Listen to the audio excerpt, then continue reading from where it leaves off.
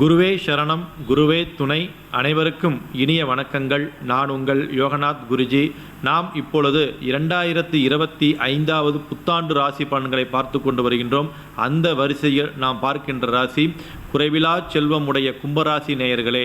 உங்களுக்கு இந்த 2025வது ஆண்டு எந்த விதமான மாற்றங்களை தரப்போகின்றது என்பதை பார்ப்போம்.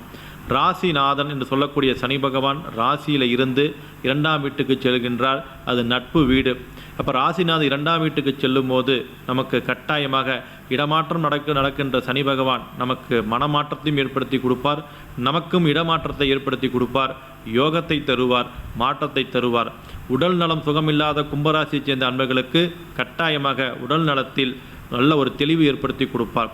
நல்ல புகழையும் பேரையும் எதிர்பார்த்து காத்திருந்த கும்பராசியைச் சேர்ந்த அன்பர்களுக்கு இந்த ஆண்டு உங்களுக்கு நல்ல பெயரும் நல்ல புகழும் கட்டாயமாக கிடைக்கும். உடல் ரோகம் தீரும், மன ரோகம் தீரும், உறவுகளால் ஏற்பட்ட மனக்கசப்புகள் கட்டாயமாக மாறும். அதே போல் உங்களோட ராசிக்கு ராகு பகவான் வருகின்றார். உணவு விஷயத்தில் நீங்கள் எச்சரிக்கையாக இருக்க வேண்டும். உணவு உண்பதில் சாப்பிடக்கூடிய நேரத்தில் நீங்கள் கொஞ்சம் கவனமாக இருக்க வேண்டும்.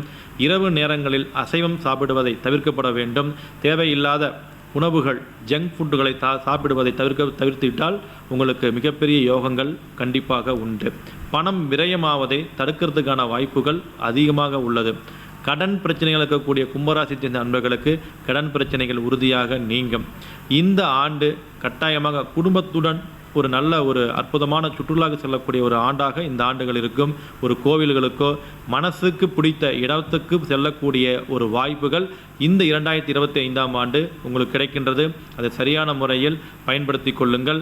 அதே போல் 8ஆம் வீட்டில் இருந்த கேது பகவான் 7ஆம் வீட்டுக்கு வருகின்றார்.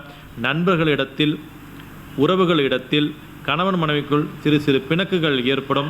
வார்த்தைகள் நிதானம் தேவை, அவ்வளோதான். வேறு ஒன்றும் பயப்படுறதுக்கு ஒன்றும் கிடையாது.